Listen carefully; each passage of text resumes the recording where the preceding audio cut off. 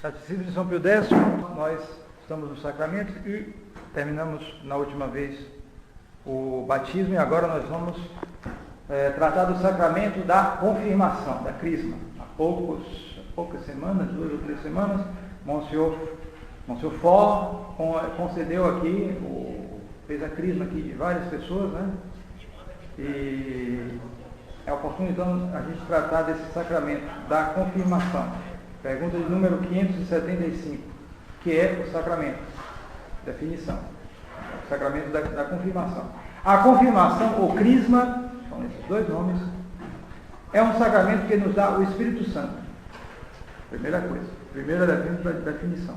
Imprime na nossa alma o caráter de soldado de Cristo e nos faz perfeitos cristãos. Quer dizer, a crisma nos dá o Espírito Santo. O Espírito Santo já foi dado no batismo, é verdade. Mas aí trata-se de um aumento do Espírito Santo.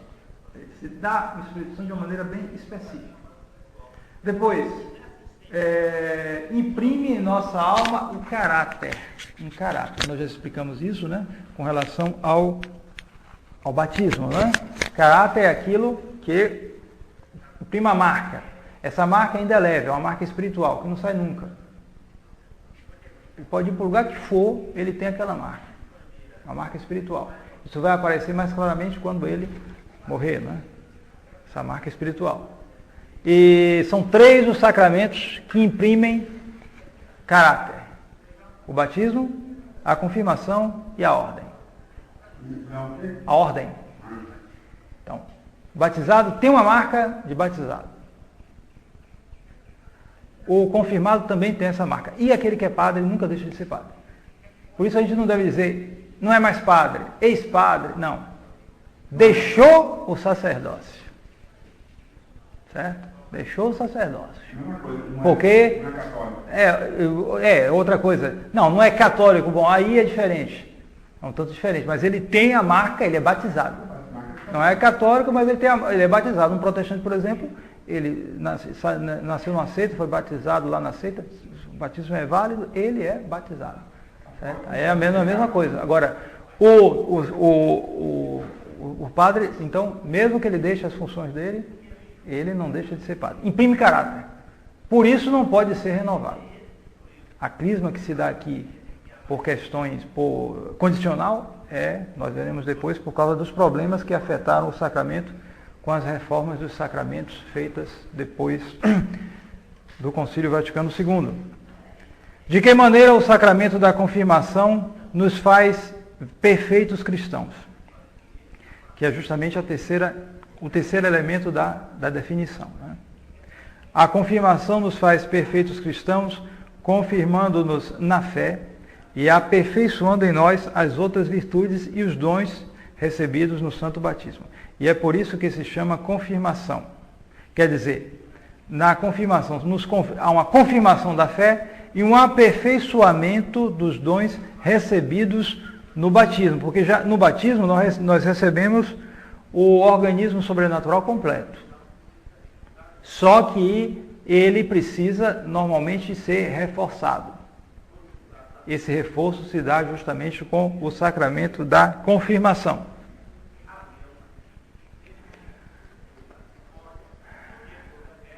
Quais são os dons do Espírito Santo que se recebem na confirmação? Os dons que se recebem na confirmação são 7. A sabedoria, primeiro o entendimento, o conselho, a fortaleza, a ciência, a piedade e o temor de Deus. Veremos depois em detalhe isso. E agora nós vamos passar a ver a matéria e a forma dos sacramentos.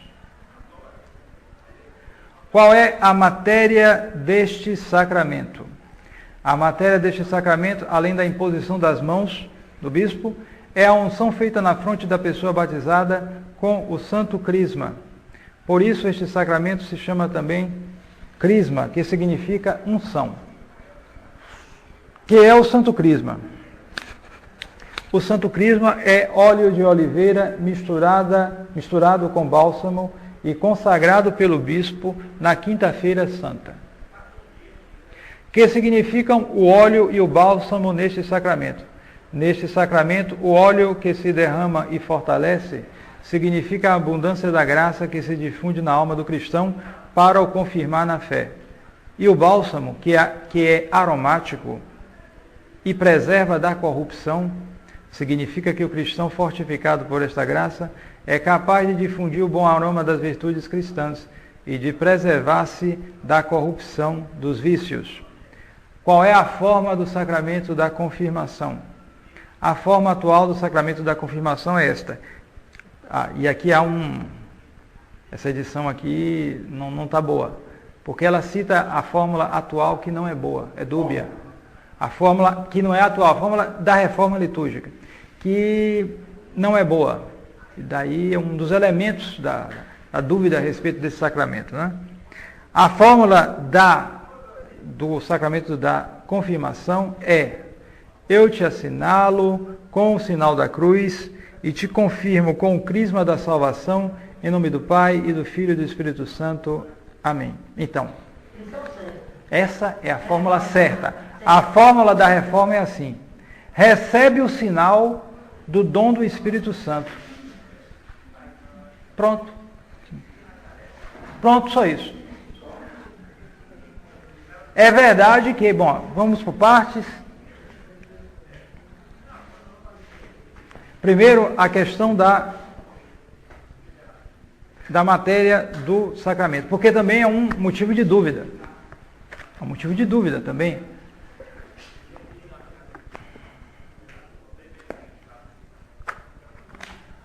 O que ocorre é o seguinte, sempre se considerou a matéria como o óleo e o bálsamo e o óleo de oliva. Então, elaion em grego era sempre para designar óleo de oliva, que era o óleo utilizado na antiguidade. E não sem razão, porque dizem que é o melhor óleo, né? Até para a saúde, dizem que esses óleos aí de soja, mesmo de milho, disso aqui, não são lá muito bons para a saúde. O óleo de oliva ainda é o melhor. Então, e esse óleo ele adquire como?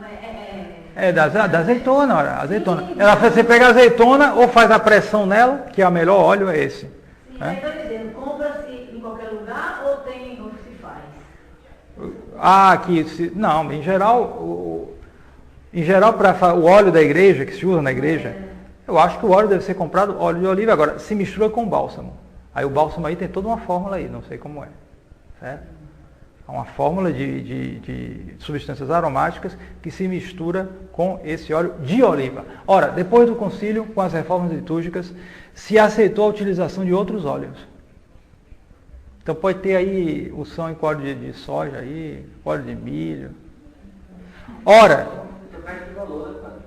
não, justamente, há uma dúvida na validade. Uma dúvida na validade. Há também a questão da fórmula. Mas o que ocorre é o seguinte, é que a fórmula do sacramento, existe uma fórmula oriental e uma fórmula ocidental. Com relação à fórmula e à matéria do sacramento,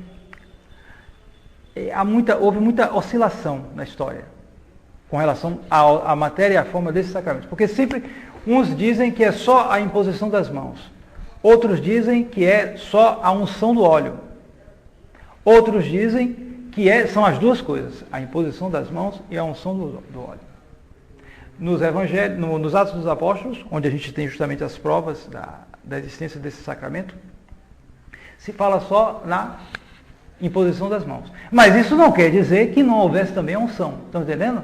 Quando fala de uma coisa, os Atos dos Apóstolos não são uma exposição da doutrina católica. Os Atos dos Apóstolos contam a história. Então, chegou lá, impôs as mãos. Tá bom, mas ele não fala assim, impôs as... também nos evangelhos se diz que o galo cantou uma vez, na outra diz que o galo cantou 3 vezes. Ora, o fato de dizer que cantou uma não quer dizer que ele cantou 3. Ele falou, o galo cantou, pronto. Então, o outro foi mais detalhista. Foi justamente São Marcos, que era companheiro de São Pedro, ajudante de São Pedro lá em Roma. Então, São Pedro contou para ele, não, foram 3. Então ele diz com mais detalhe, uma coisa não se opõe à outra, uma coisa completa a outra. Então, o fato dos Atos dos Apóstolos não falar de unção não quer dizer que não exista unção, certo? Mas O fato é que alguns consideram o mais provável que a matéria seja a imposição de mãos, ou melhor, a segunda imposição de mãos, porque há duas imposições de mãos, não sei se estão lembrados, na cerimônia. O bispo faz duas imposições de mãos. A segunda que é a principal, junto com a unção. Isso aqui é considerado a matéria do sacramento, a unção, imposição das mãos. Não, isso é complementar. Isso não é necessário. O principal são essas coisas. Ora, se mudou, ou pelo menos se autorizou a mudar a fórmula, a matéria, no que diz respeito à unção, e com isso você fica na dúvida. Você foi ungido, que ficou o óleo? Não sei, não sabemos.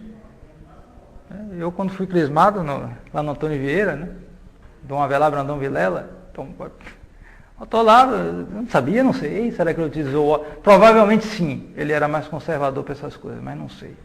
E aí por isso eu fui confirmado sob condição depois, né? Assim como vários aqui. Vários aqui. Foram porque há uma dúvida, a gente não sabe, faz sob condição.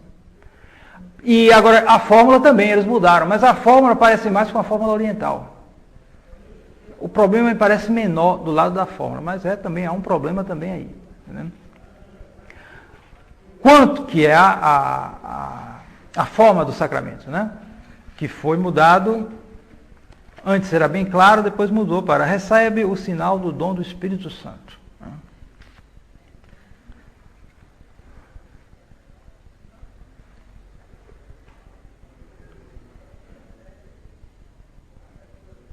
Então, aqui se diz que a forma da crisma sofreu variações consoante as igrejas e os tempos.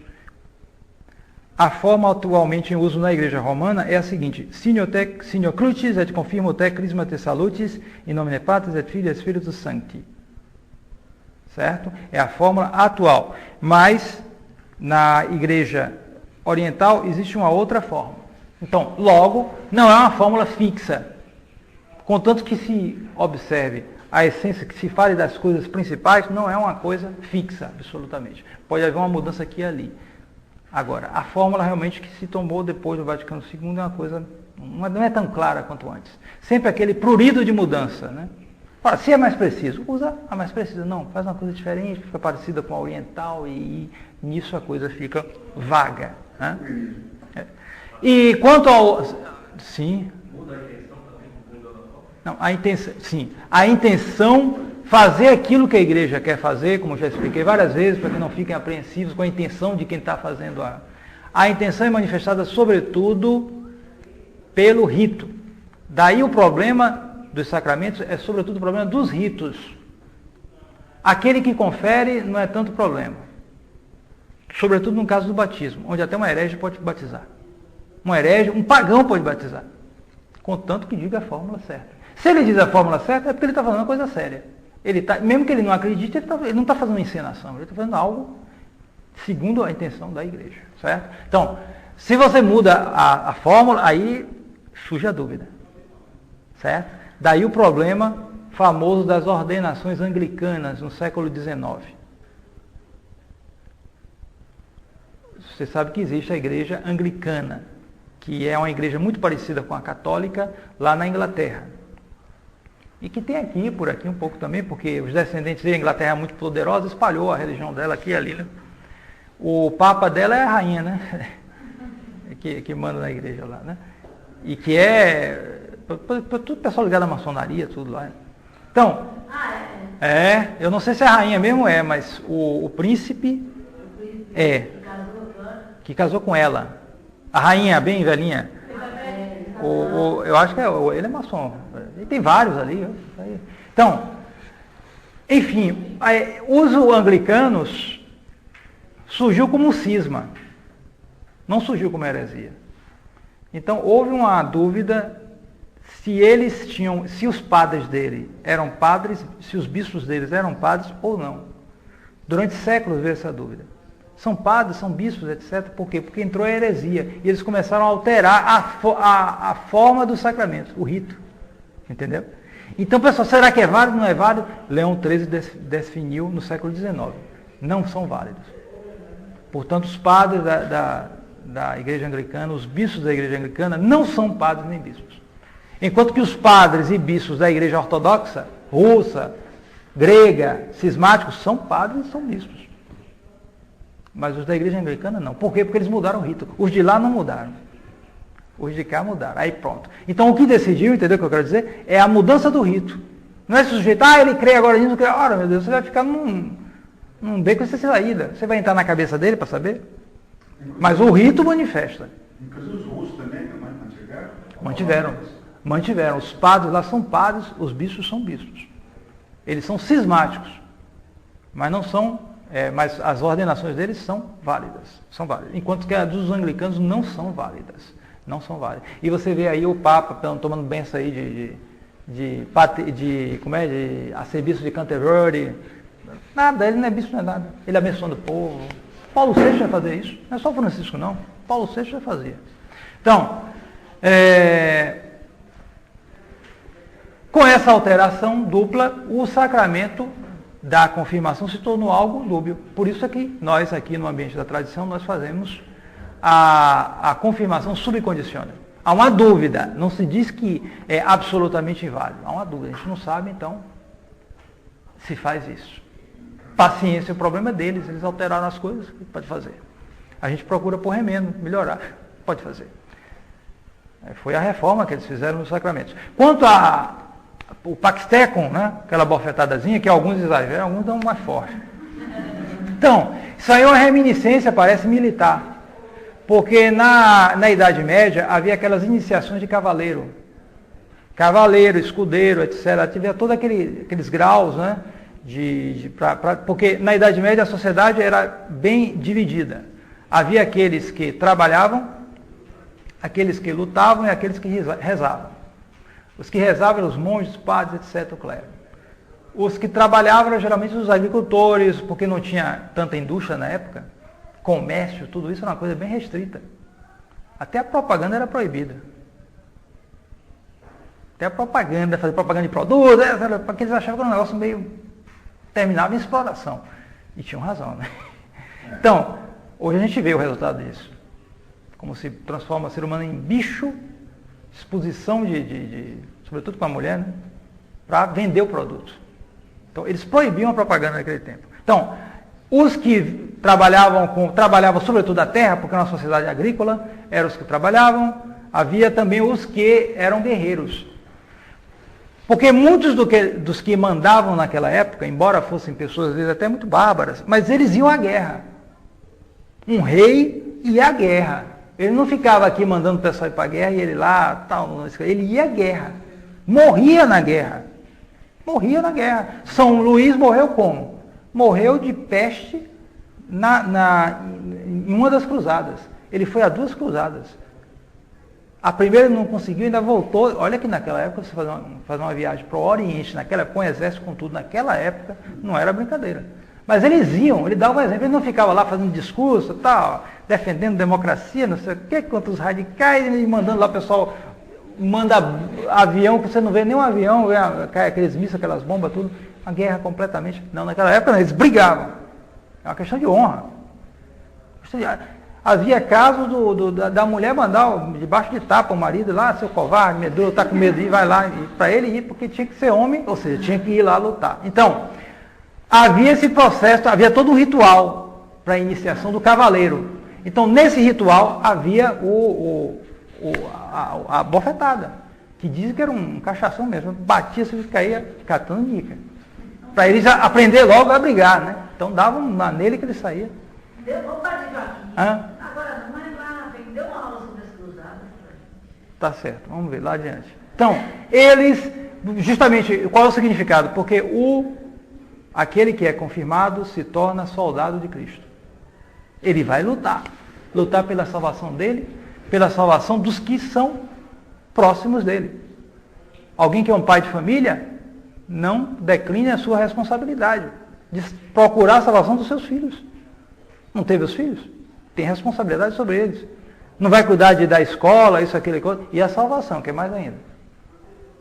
Então você vê qual é o melhor colégio. O mais caro é aquele ali. Aí põe naquele colégio, só tem porcaria. Ele vai se perder, vai virar isso, aquilo outro. Então basta dizer que é o colégio mais... Coloquei meu filho no colégio mais caro, então é um bom pai. Não. Não basta isso, ele tem que ver as outras coisas. É melhor que ele põe no colégio mais barato, se tiver condições melhores, do que pôr no colégio mais caro, mais cheio de coisa ruim ali. Né? Então, a responsabilidade. Então, ele vai ter que lutar. Com isso vem lutas, né? Claro, quem for tomar todas as suas responsabilidades no mundo, para salvar a sua alma e daqueles que lhe são dependentes, vai ter um verdadeiro combate, uma verdadeira luta, uma verdadeira guerra. E é esse o sentido, justamente, o sacramento da confirmação lhe dá graças para isso. Lhe dá graças que são perpétuas. Importante isso. Porque na medida que o sacramento é um só, as graças dele são por toda a vida. Todos os que foram confirmados têm, digamos assim, um reservatório de graças para a vida toda. Agora ele tem que aproveitar, ele tem que pedir, ele tem que se lembrar disso, certo? Tem que se lembrar disso, justamente nas situações mais difíceis. Não declinar sua obrigação, cumprir sua obrigação, assumir suas responsabilidades, porque a graça está aí para suprir o que nos falta. Então,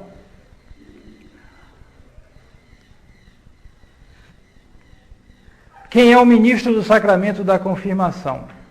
O ministro do sacramento da confirmação é o bispo. Normalmente, extraordinariamente, pode ser um padre. Um padre pode confirmar um fiel, em caso de necessidade. Então, nós temos aqui até isso ocorria, um dos nossos irmãos... Não precisa não. Isso não tem nada a ver. Um padre pode fazer isso, se houver uma necessidade.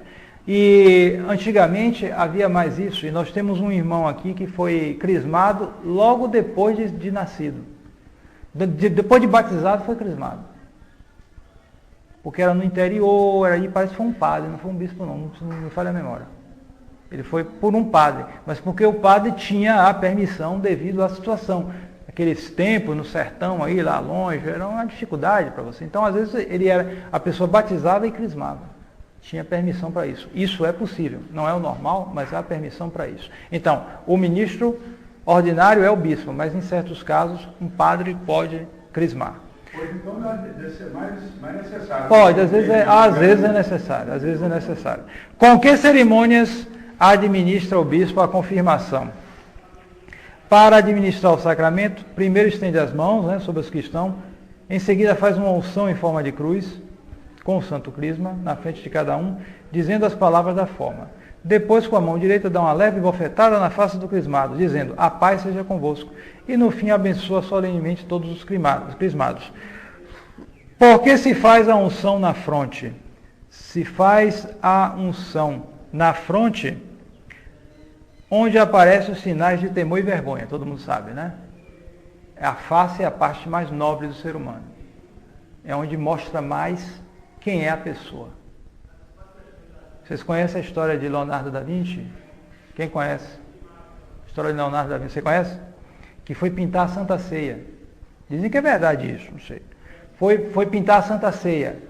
Todo mundo sabe, se já sabe, não precisa contar, que o padre já deve ter contado isso algumas vezes, né?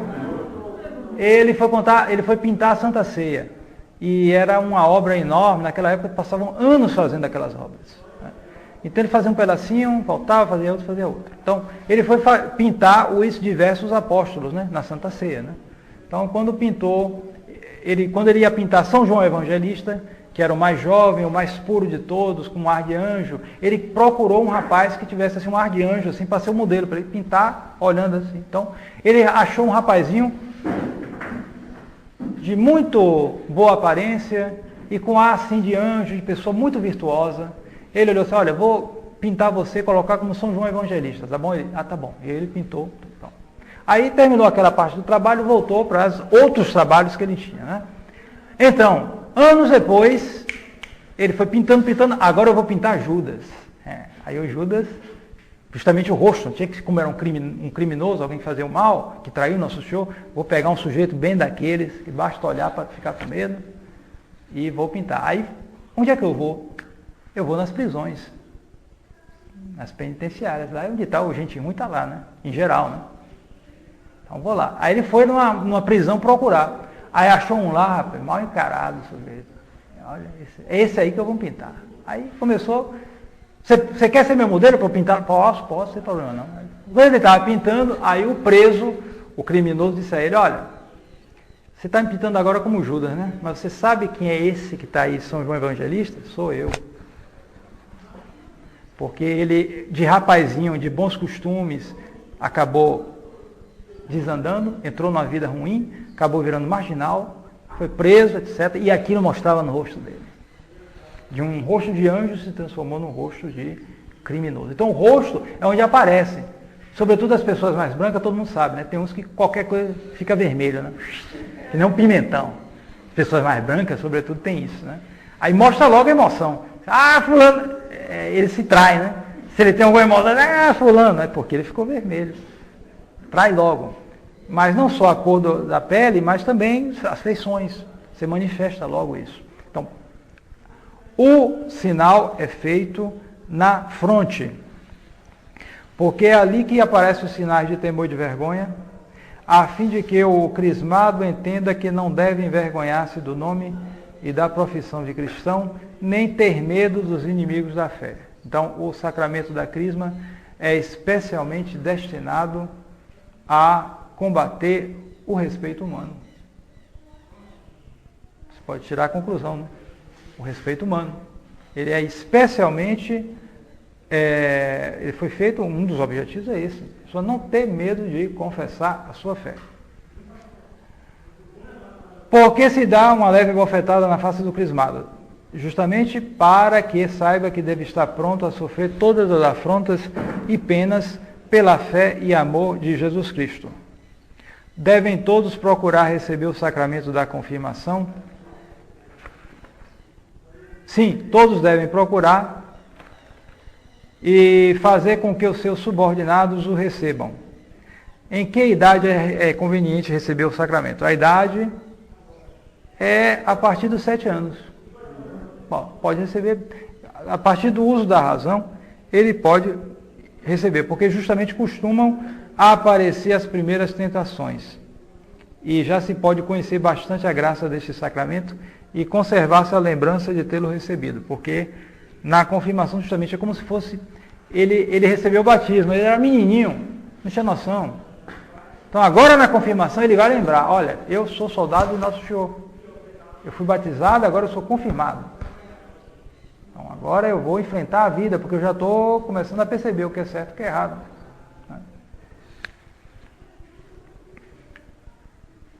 Que disposições se requerem para receber o sacramento da confirmação? É necessário estar em estado de graça, saber os mistérios principais da nossa fé e aproximar-se deste sacramento com reverência e devoção. Cometeria pecado quem recebesse a confirmação uma segunda vez? Sim. Cometeria um sacrilégio, porque é um desses sacramentos que imprimem caráter. E, portanto, só se pode receber uma vez. Que deve fazer o cristão para conservar a graça da confirmação?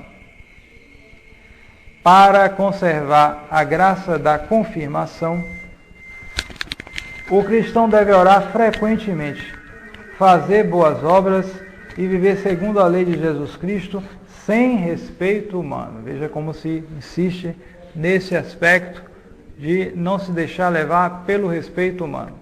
A sociedade que a gente vive hoje é uma sociedade que leva necessariamente ao respeito humano. Se não enfrentar, você acaba entrando com eles. Você vai com eles. Porque é uma sociedade em que não há perseguição clara, mas é uma perseguição camuflada.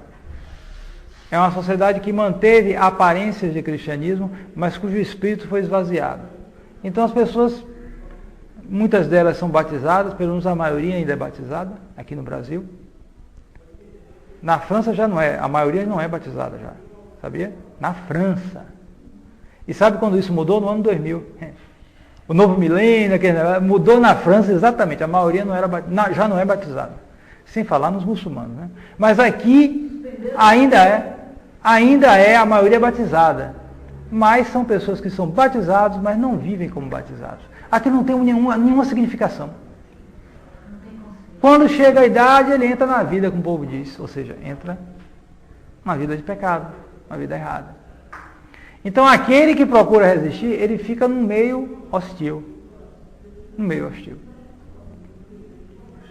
Então, ele precisa mais do que nunca da força do sacramento, da confirmação, que vai de encontro exatamente ao respeito humano. Ele precisa viver a sua fé, praticar boas obras e não se deixar levar pelo respeito humano.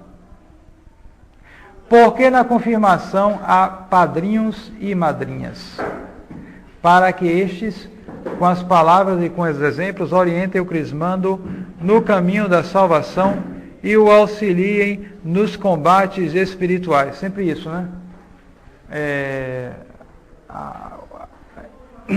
A igreja designa esse ou aquele para ser padrinho ou madrinha, para ajudar aquele que ainda está novo, que mesmo que não tenha idade ainda, mesmo que já tenha uma certa idade, mas ele sempre precisa de alguém para ajudá-lo, para dar o exemplo, etc.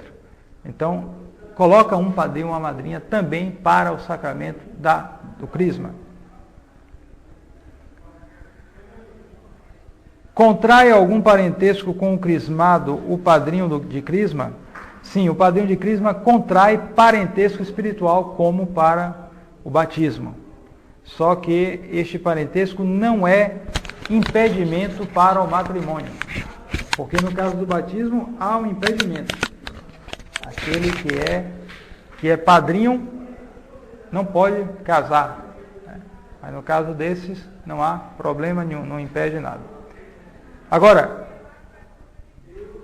nisso aí também há atenção, essa versão aqui foi feita por Campos, mas eles admitiam alguma coisa da reforma litúrgica nesse tempo. Então isso aqui está errado também. Por quê? Não, na década de 70, eles fizeram esse catecismo, São Pio X, né? Mas eles introduziram alguma modificaçãozinha.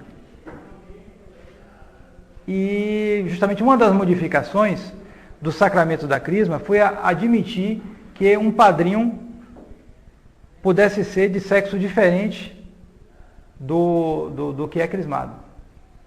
Porque antes não se admitia. Então esse ponto aqui é inútil. Entenderam? Exatamente, é inútil esse ponto aqui. Esse ponto aqui deve ter sido acrescentado, porque justamente como houve a reforma, se admitiu, então veio a dúvida, mas será que pode casar? Então ele diz, não, pode casar porque o parentesco é menor. No caso aqui, pode se casar. Mas essa questão aqui é inútil na disciplina antiga, porque só podia ser do mesmo sexo do outro, enquanto que antes não. Enquanto que com a reforma se aboliu isso. Se aboliu isso. Eu não entendi hoje que fosse só do mesmo sexo, ia poder casar. Ah, bom, aí segundo os homens, né? Dessas coisas erradas por aí. Então, no sacramento da crisma, se dão esses dons, os dons do Espírito Santo. E queria desenvolver um pouquinho mais isso aqui. Fiz o quadro aí dos dons do Espírito Santo, o dom, o que ele aperfeiçoa. E vou definir cada um dos dons.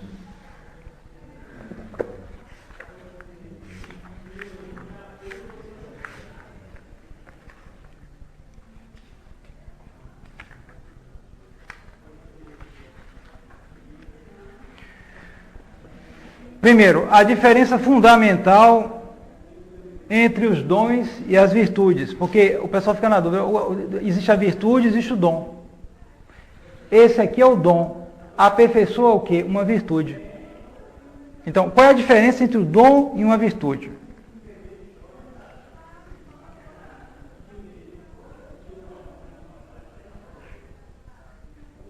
A diferença fundamental vem da maneira diferente de operar em nossa alma. A diferença entre dom e virtude vem da maneira pela qual o dom e a virtude operam na nossa alma. Porque a virtude se acomoda ao modo humano de operar das nossas faculdades. A virtude, digamos assim, é mais humana. O dom é mais divino. O dom é o quê? Divino. Deus opera, cito aqui, por meio dos dons, de forma superior ao modo humano de operar. Toma ele, Deus, a própria iniciativa. Antes de havermos tido tempo de refletir e consultar as regras da prudência, envia-nos instintos divinos, iluminações e inspirações que operam em nós sem deliberação da nossa parte, mas não sem o nosso consentimento. Então, as virtudes inclinam-nos a operar conformemente à natureza das nossas faculdades. Assim, com o auxílio da graça que recebemos, inquirimos, raciocinamos, trabalhamos exatamente como procedemos nos atos de ordem puramente natural. Os dons, pelo contrário, conferem-nos uma maleabilidade, uma receptividade que nos permite receber e seguir as moções da graça operante. Nas virtudes, nós nos guiamos pelos princípios da prudência sobrenatural. No caso dos dons, nós nos deixamos conduzir. Nós nos deixamos conduzir. É aquela comparação da vela de um navio. A vela do navio é como se fosse o dom. Porque a vela do navio é que faz que o vento conduza. A vela do navio dá a maleabilidade, que faz com que o vento conduza o navio da nossa alma. Então, os dons em geral são mais cultivados nas fases mais avançadas da vida espiritual. E, portanto, ninguém vai achar que, porque está procurando se santificar, então eu vou me deixar levar pelo Espírito Santo. Carismatismo, né? Não é verdade? Espalhado por aí. Vai me levar pelo Espírito Santo. E faz qualquer coisa porque o Espírito Santo está mandando ela fazer. Aí você vê o sujeito no dia seguinte de sua conversão, não tem noção de catecismo, de nada, já está achando, o Espírito Santo está me pegando e me levando para isso, para aquilo. Isso é o beabá da vida espiritual. Proibia todas essas coisas antigamente. Porque a gente sabe que há 3 vias na vida espiritual. A via purgativa, a via iluminativa e a via unitiva. A ação dos dons só se faz de maneira clara e só se cultiva mais na via unitiva, que é a via dos perfeitos. Então cada um olha para si mesmo. Né? Você está se vendo como perfeito? Bom, se não, mais são as virtudes que tem que praticar. Mas, é verdade, no batismo e sobretudo na confirmação, nós recebemos os dons do Espírito Santo. E, portanto, eles podem já agir e nos ajudar em alguma coisa. Então, o dom do conselho.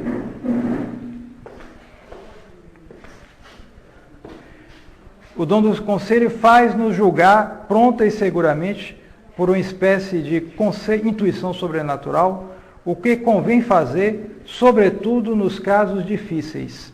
Ele, então, aperfeiçoa a virtude, dom do conselho. Aperfeiçoa a virtude da prudência.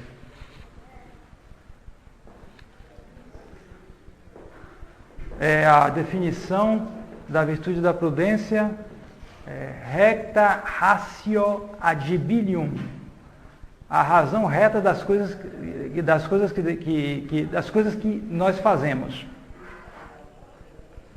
Quer dizer, como agir de uma maneira certa é a prudência que vai nos levar a isso. Então, o dom do conselho nos faz aperfeiçoa esta virtude da prudência.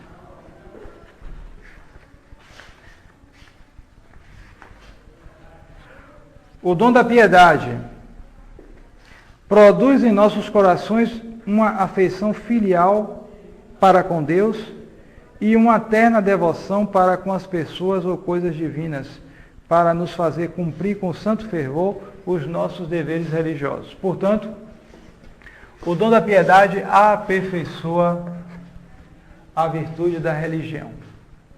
A virtude que nos leva a dar a Deus o culto devido.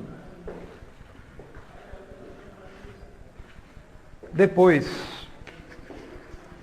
o dom do temor.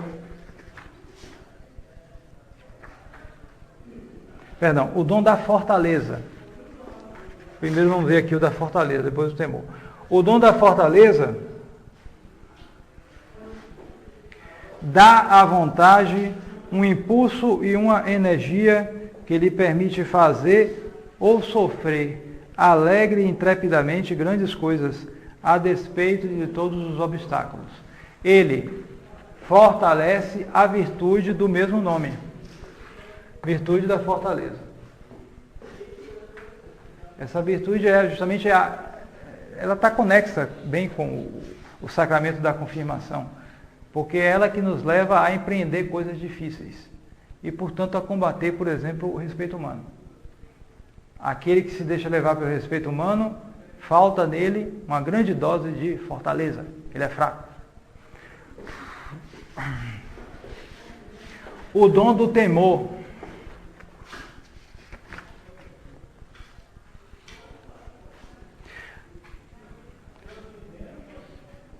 Faz-nos temer desagradar a Deus e ser dele separado. E desapega-nos dos falsos prazeres que nos poderiam separar de Deus. Não se trata, esse dom do temor aqui não é o medo da condenação, o medo de Deus, de ser punido por causa dos nossos pecados. Tudo isso é bom também. Mas o dom do temor aqui é algo mais elevado. É o medo de ofender a Deus, sobretudo. E, portanto, ele aperfeiçoa duas virtudes ao mesmo tempo. Virtude da esperança e virtude da temperança. Porque justamente nos faz ver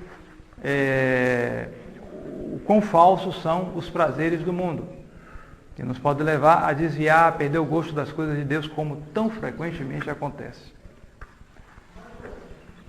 Depois desses dons, nós temos os dons intelectuais.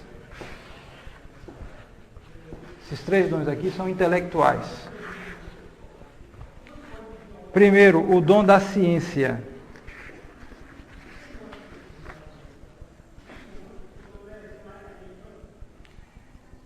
Não se trata nem das ciências filosófica ou teológica. Alguém que estuda muito essas coisas adquire uma ciência natural. Aqui se trata de um dom da ciência. É um dom que, sob a ação iluminadora do Espírito Santo, aperfeiçoa a virtude da fé, fazendo-nos conhecer as coisas criadas nas suas relações com Deus. Esses dons intelectuais são importantíssimos para a contemplação, para os graus mais elevados da oração. Quando a pessoa sobe mais na vida espiritual e alcança graus de contemplação, esses dons, sobretudo os intelectuais, pesam mais nela, agem mais nela. Então, o dom da ciência nos faz conhecer as coisas nas suas relações com Deus. Olha que importante. Porque o mundano ele só conhece as coisas do mundo nas relações para ele. Você vê um campo, ó que beleza. Se ele está sob a ação do dom da ciência, ele vê o campo e vê que coisa bela, como Deus criou as coisas, etc. Aquilo.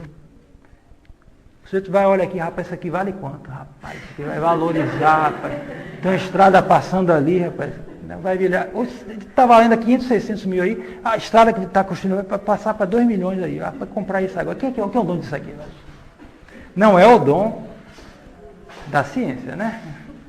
Então,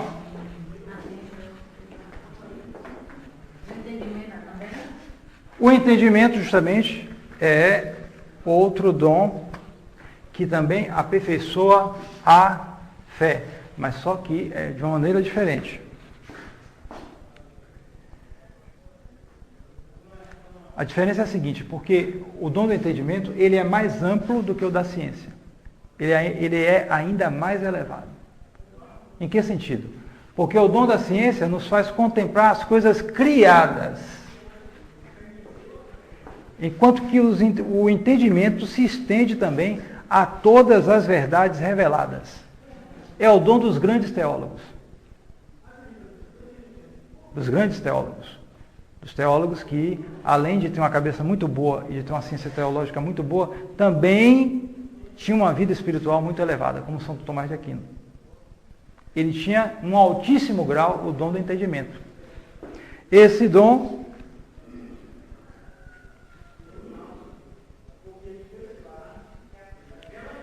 é um dom que, sob a ação iluminadora do Espírito Santo, nos dá uma intuição penetrante das verdades reveladas, sem contudo nos descobrir o seu mistério. Então, aquele que tem um dom do entendimento, ele vai, por exemplo, ver a conexão entre as diversas verdades da fé. As pessoas como nós, que não temos vida espiritual ainda muito pequenininha, é comum as pessoas dizerem que a ciência teológica, começa a estudar um pouco de teologia e é muito árido. Não é verdade? Começa a estudar teologia, é muito árido, que negócio seco. É porque ele não tem um dom do entendimento.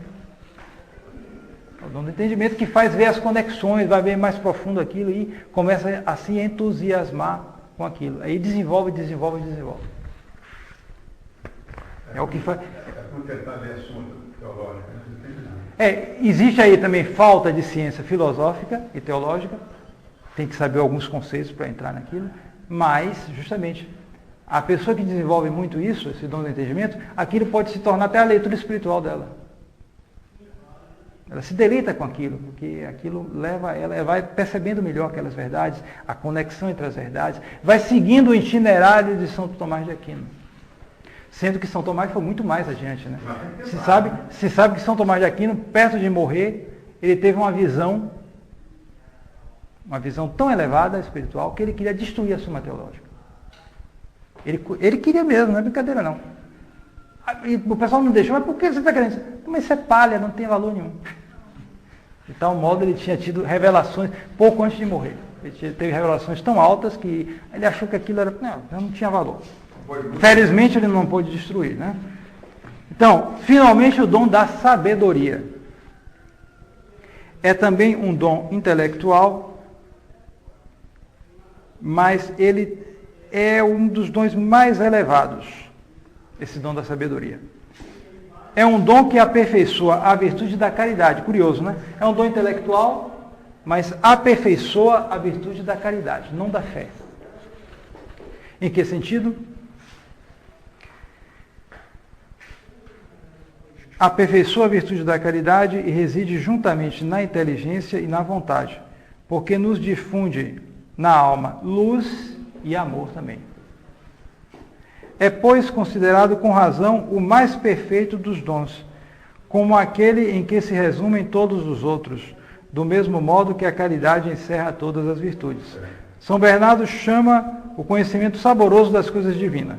Então, podemos defini-lo como um dom que aperfeiçoa a virtude da caridade, fazendo-nos discernir e entender a Deus e as coisas divinas nos seus princípios mais elevados, fazendo-nos los saborear. Ou seja, é o dom que nos leva a ter gosto pelas coisas divinas. Algo importantíssimo, porque justamente o que é que ocorre? A gente investe, a gente capricha, a gente se esforça, a gente se sacrifica por aquilo que a gente gosta. Isso é uma regra geral. Para tudo. Para tudo. Você vê qualquer vagabundo aí, maconheiro aí, faz um show aí, chega não sei da onde, vai fazer um show aí, na Fonte Nova, sei lá, qualquer um desses aí, desocupado. Tem gente que passa, já ouvi falar, passa dias, ou acampa na bilheteria para comprar Não é assim? Para comprar o ingresso. Para comprar o ingresso.